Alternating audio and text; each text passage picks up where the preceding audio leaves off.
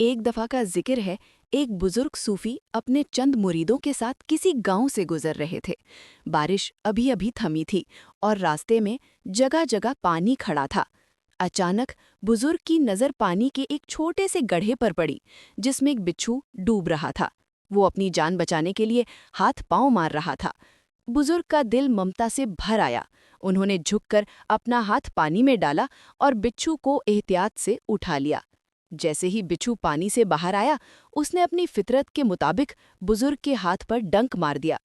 दर्द की शिद्दत से बुजुर्ग का हाथ कांपा और बिच्छू दोबारा पानी में जा गिरा।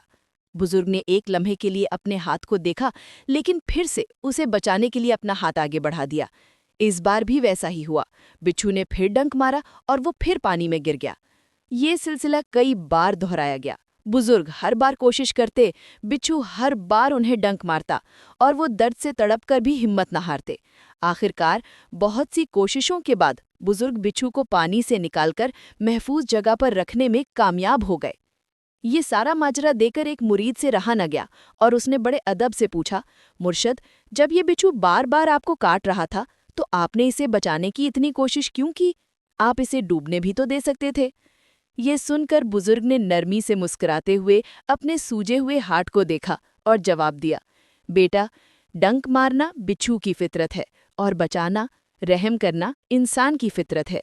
जब वो अपनी बुरी फितरत नहीं छोड़ रहा, तो मैं अपनी अच्छी फितरत कैसे छोड़ दूं? ये सुनकर तमाम मुरीद खामोश हो गए और उन्हें इंसानियत का एक गहरा सबक मिला।